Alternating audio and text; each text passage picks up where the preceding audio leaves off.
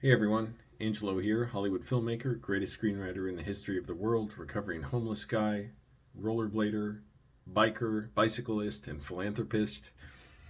And just going to talk off the top of my head. Been a while since I made an actual video, but I read the comments people give, and I try and relay stuff my mom or that you all make about my mom. She really appreciates that. She's doing well. She's in Virginia. I wish we could film. She wants to come this summer, and it finally looks like she'll be able to visit. For those of you who don't know, my mom, she's I was if I've like when I've done like live shows. When I say live shows, I'm not like a performer, but like I'll do these shows called Unusual Tuesdays, which a friend puts on, or he was putting on.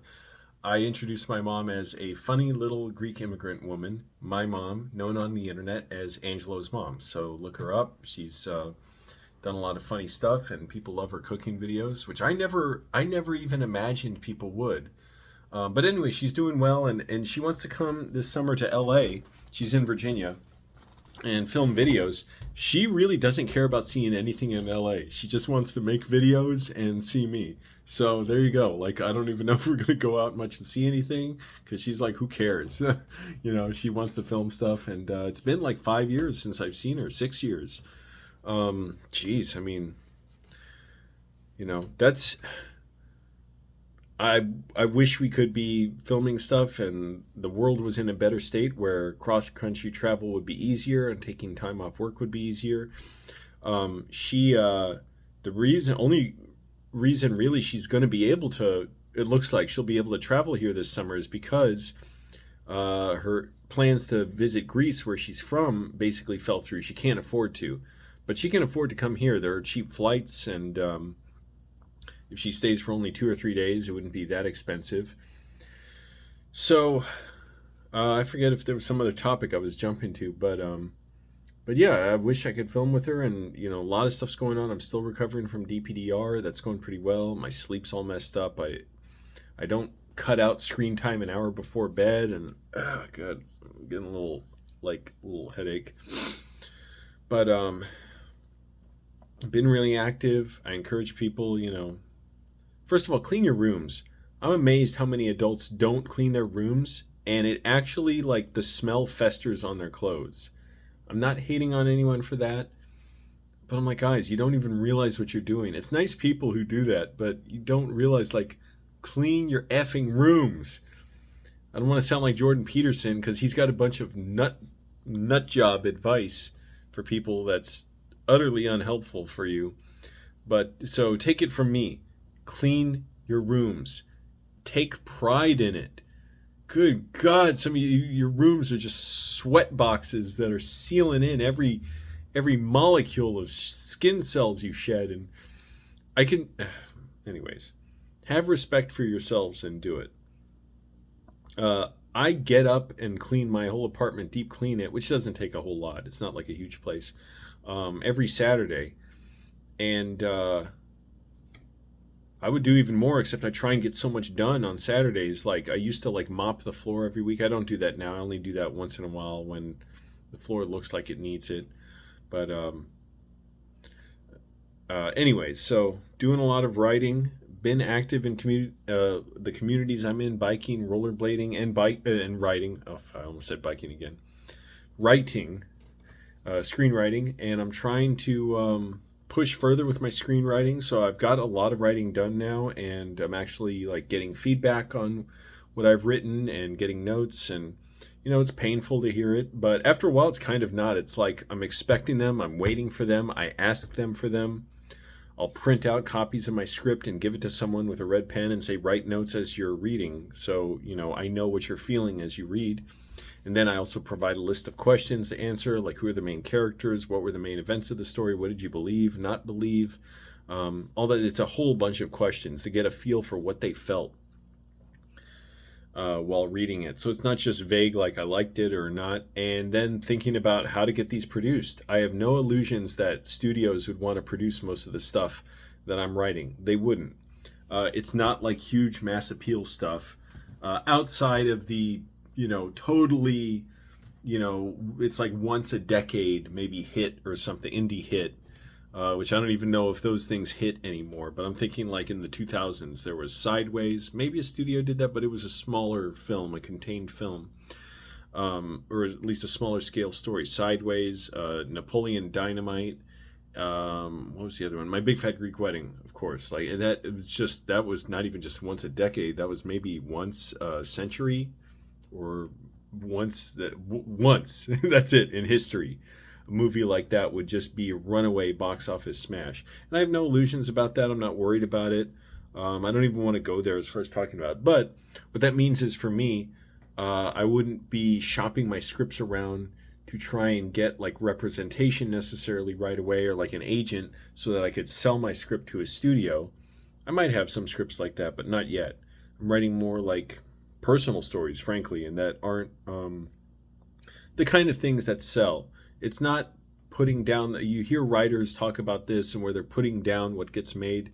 I like what I like, and I don't, want to put any movies down. But yeah, definitely, I have my own preferences on movies. You can imagine I'm particular about what I like, and I know what sells. There's certain things that they fall into categories because, producers, agents, managers, all that, they're trying to make money. They can't just, step away from projects necessarily, or they could. I mean, they'd be heroes, but they might not have a career that they think they could sell and package and get directors and actors together for, because they think, oh, this is going to be a great story. If it's something that doesn't sell, it doesn't sell. And also, certain, people make different kinds of movies. You wouldn't want to go with romantic comedy to a place that does sci-fi films. It has nothing to do with the quality. They're just not going to make it. That's not what they sell. So anyways, there's all that stuff to consider, and that's just what I'm starting to look at now and go through. I want to have at least like 3 scripts written before I really go out and do that, but I'm starting, like, I'm getting close to there. So, and have them ready, and making sure they're at the quality I want. But anyways, doing a lot of that, man, a lot of writing, getting up early, staying up a little late, not too late, writing, reading lots of books. And also, I just want to say, as an American, to people out in the world, I don't want war. I think our empire is very destructive around the world. American empire is wrong. We should withdraw our soldiers from overseas and military bases. We should be fostering peace with other countries. We shouldn't be escalating trade wars. There are certainly very bad things about free trade and the global exploitation that America benefits from. But that's the thing. America benefits from it, from enslaving people around the world to make our consumer goods. And the chauvinism and the hostility that this administration is purveying. First of all, it's the American project. It's not even like we can say, like, oh, America was good, it was normal. Let's have the normal guys before. Now you see, like, what's her name? I can't remember. After the State of the Union speech, the Democrat who's like a CIA operative who said she thanks God Ronald Reagan was president when she was a kid. Like, are you fucking kidding me? Reagan, himself an austerity president, someone who helped wreck the environment, wanted to dismantle so much of the government, including the Department of Education, cut public transportation, which California here we're still suffering from a lack of. And that's how I get around, other than walking and biking. And so many people here get around on public transportation, over 1 million trips a day now, finally hitting like around pre-pandemic levels. But it could be so much more if we just funded it better. Reagan, who let AIDS spread without wanting research for it, because he considered it, and him and his evangelical buddies considered it, his peers considered, like, punishment for being gay. And so gay people were dying so much disproportionately of AIDS because of his utter callousness and ruthlessness. Not to mention his incredible racism, his own chauvinism as far as stoking the possibility of nuclear war with the Soviet Union, his military buildups while wrecking people's finances here. And the Democrats are praising him, and Kamala Harris was campaigning with Liz Cheney. Like, what the? This is such gar. I'm about ready to give up on Democrats. Now, I know some of you will say, "Oh, you're so naive. You should have given up on them a long time ago." There's always a little bit of a. I've never have a final answer on that. It's like, and people around the country, around the world, I'm saying it. Not all Americans want this. There are Americans who want peace, who recognize that we're the bad actors, that America has wrecked and overthrown countries and genocided over and over and over, and it's not some new phenomenon. Like, let's go back to the better days. This has been an American project since the beginning. It takes different forms. Sometimes it gets accelerated like now, and it's really scary because there's the possibility of nuclear war. And it's just so stupid. We're trying to gut basically any semblance of civil society domestically, unleash untold cruelty, build up the military. Trump has announced he wants $1 trillion military budget. So it basically looks like, first of all, he's fixing for war with Iran and China. Horrible, stupid, wrong ideas. But also he wants to take over Palestine. Horrible, stupid, cruel, wrong idea. We should end all support for Israel and make them completely withdraw from Palestine and end their war crimes there, end their war period. And arrest Benjamin Netanyahu and Joe Biden for that matter. Do them both. But it's looking like they don't want you to be able to survive in America except by either one, going to prison and enriching the prison industrial complex, or two, joining the military and becoming cannon fodder for American empire to colonize the world and extract resources from it, destroy the environment in the process, and make the climate catastrophe so accelerated that the world basically becomes unlivable. And it's like this self-inflicted virus that eats away at the person who does it. It's almost like alcoholism in a way. And it's unfair to people with alcoholism because they're not doing anything like this. I mean, different people with that disease, they do different things, but it's the thing where you need to be intoxicated. You need more and more of this poison, but the poison's less effective, so you need to do it more and more, and you may even know it's bad for you. A lot of people, with addiction problems do. Maybe all of them do. But anyway, they're going through a lot of other things. That's what this is like. And again, I don't even like comparing it to addiction in a way, because it makes people with addiction, it makes it sound like I'm comparing them to Trump, like, oh, they're evil or something. No, they're not. They're hurting. In fairness, Trump and Elon Musk and all those boneheads are hurting too, but they're making the world pay for it.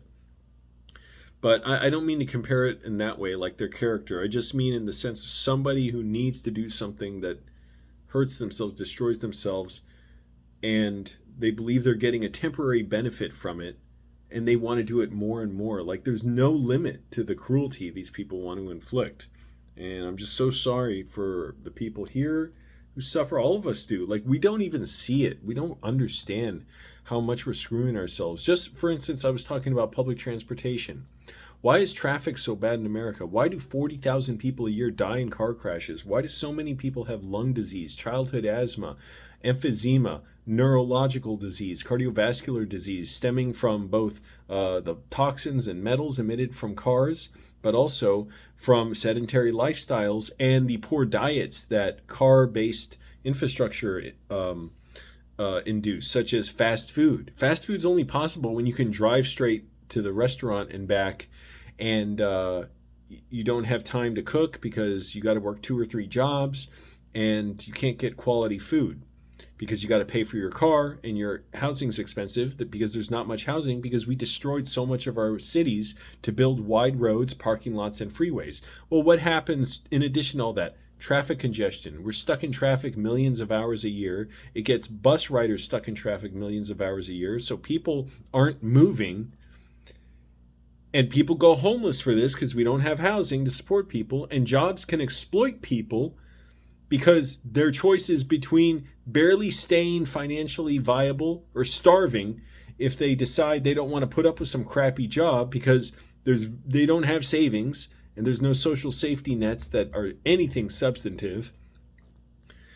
And yet these same people want to inflict cruelty on immigrants and uh, people of other ethnicities, people of color, other religions, people with disabilities, people, leftists, pro-Palestinian activists, Free Palestine, and for them it's intoxicating. And now a lot of them are just stunned that it's hurting them. The poison's hurting them. Like, all that matters is what affects them. They didn't think how they affect anybody else. They enjoyed it. And people are malleable. They can change, but I hope good people are inspired to oppose this and connect with each other and build yourselves up and clean your rooms. And also, okay, I'll put my leg down. Ride a bike. I have a skateboard. So you can barely see. Yeah, skateboard there. I barely ride that. My rollerblades are in the closet, so I'm not going to pull those out. But try and go out, like take some trips without your car, just once or twice a week if you can. Enjoy being around other people and get the resilience of learning what it's like to navigate your city without a car and save some money and ease congestion too. Relieve some congestion from the streets, because if you drive, you're not just in traffic, you are traffic. You're in one of those steel capsules on rubber wheels that everyone else drives on too, that take up so much space that the roads only have so much capacity for. And as a result, you have gridlock. So I'm big on that because I know we can have such a better world to live in and such better communities, and we can deal with the epidemic of loneliness and isolation with having healthy communities where you can see your neighbors out, where you can just be around people, where you don't have to do anything, where you don't have to spend money, where you can have public places to just be yourself if you want. Because as it is right now, you mostly have to drive somewhere, park, go in the store, and it's isolating and antisocial. And then go out, get in your car, drive home. It's sad, it's pathetic, and it's a self-inflicted wound that gets 40,000 people a year killed. And a lot of people have an excuse built in their mind they can't even see, which is they think that I'm saying you have to just give up your car now. Well, that's great, because that's the excuse people need, not to center the discussion on how everyone's impacted. Because when people don't have a choice of getting around any other way except by car, people drive who shouldn't be driving. We have infrastructure that takes away space from homes and productive uses, and that gets 40,000 people a year killed. And we excuse it and pardon it by saying, I don't want a bike. I don't want it. It doesn't matter what you want. People deserve the right to not have to do that if they don't want, to not have to drive if they don't want to. And the irony, the sad irony, is that in countries where cycling is great and public transportation is great, like Germany and the Netherlands, driving is great there, because people drive who should be driving, who actually want to, and the roads are much more safely engineered, so they're not so wide, so you don't have such high speeds, and then so much congestion when people all flood to the roads, because that's the only way to get around. So you can actually get around more quickly and more safely, and you have options for getting around than the system we have here, where we just built out our cities for roads. Well, we destroyed our cities for roads, I should say. So it matters how you move through the world, because it impacts others. And that's what I learned the hard way after more than 10 years of driving, owning 3 cars. One, it was just ready to go. It was in such bad shape. And then 2 were destroyed in hit and runs while they were parked on the side of the road. And after that, I was done with cars, basically. I was looking for a little while, but I started taking the bus, then riding a bike, and I loved it. And I realized, I don't want to own a car again. I don't like it. If you like it, you should be able to, if you want to have one. But as it is, the problem is right now you have to have one for most people. So people like my dad, who when he's passed away now, but when he was in his 80s, he was still having to drive everywhere when he shouldn't have had to. And he crashed multiple cars because his cognitive skills weren't as good. He was still sharp, but he shouldn't have had to. And for those of you who it matters, he was a retired sergeant major in the Air Force. 25 years he was in the Air Force, and he even said he served a little bit in World War II. He was a Vietnam veteran. I don't support the war in Vietnam. For that matter, the World War II was a huge atrocity, but a little more complex. But anyway, like, look at the American history of when we decide to enter conflicts and how we stoke conflict and all that. And I always believe it's better to avoid war if at all possible. But anyways, for those of you who that gives extra status to or matters, you're putting veterans at risk. You're putting veterans into homelessness by saying you want your roads, you want your free parking, you want your free multi-billion-dollar freeways. Oh, but we can't have free housing for people. Oh, we can't have transit for people. We can't have a connected bus network and a bike network. How amazing would it have been if my dad could have the dignity of being able to take a bus nearby his house in his last years and not have to drive or not rely on rides ultimately when it was basically he couldn't drive. And it was scary knowing he was going to drive. I did not want him to. He should not have had to. He was not a good driver in his later years. He was good for a while. He drove us to Cincinnati from Virginia, 500 miles when he was 75 perfectly. He was in really good shape. But people shouldn't have to do that. They deserve better. They deserve options, and he should have been able to save the money because as it is, he died. I think he owed a bunch in back taxes, and he had a credit card. I know he had a bunch of credit card debt. He shouldn't have had to put on so much debt, and that's just one story. There, and he worked 2 jobs most of his later years. He was a security guard and he was a sexton at a church, and eventually he gave up the church work. But he was still a security guard for many years into his later years. And I saw him shuffling around at work, and it was kind of heartbreaking. Like, he was nice there, but it's like, he can't do security. He can't, like, get into any kind of altercation. Now, fortunately, I don't think there was much of an issue of that happening. He mostly was, like, making sure people parked in the right spots and all that. But I'm like, our seniors deserve better than to be prisoners in their homes if they don't have cars. We should be giving them better. Like, there are people outside right now waiting at the bus, waiting for the metro. Why? The buses should be running every 2 to 3 minutes. Metro should be running every 2 to 3 minutes. We can do that if we want to. We can cut that military budget. If we're worried about people, our national security, well, how do you explain 40,000 people a year dying in car crashes, many more injured, many more having long-term health consequences and premature deaths due to our sedentary lifestyles and pollution from cars? In the car industry, when we could save those lives and make life so much better and more joyous here. If that was some foreign national group that was killing people here at a rate of 40,000 a year, then that would be a huge issue. But because it's cars, think how instinctively you just overlook it. Like, it doesn't affect you. It's just part of something that happens to other people until you realize the other person is you. Until, like me, I was the other person when I got crashed into, sleeping in my car while I was homeless. You think, it's not going to happen to me or my kids. No, it's just going to happen to someone else's kids. Well, I'm the someone else. I'm the someone else's kid. If you're watching and you respect yourself, know that to everyone else, you're the other person. You're the someone else. You're the someone else's kid. Have some respect for yourself and ask leaders for better public transportation. You don't ever have to use it. Ask for it, because in LA, where traffic congestion is so bad, there are 1 million trips on public transportation a day. Imagine how much worse traffic would be if those 1 million trips were made by people who a lot of times don't have the ability to drive or can't legally drive. Imagine how much worse traffic could be if all those people, and parking, if all of them took those 1 million trips a day in cars, even if they just got Ubers and Lyfts and taxis.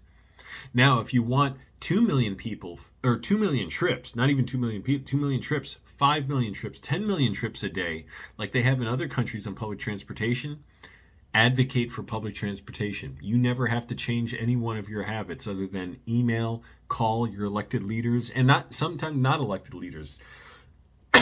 Contact other city officials, state officials, to ask for better public transportation and get with people in your community to organize for it. If you drive, traffic's going to be so much better for you. That's a good test to see, Or do you just believe in screw you, I got mine? Like, get everyone else homeless, get everyone else to be stuck without cars so I can drive faster and build wider roads and flatten people's houses? Or should I be able to drive more quickly when everyone else can get around more quickly?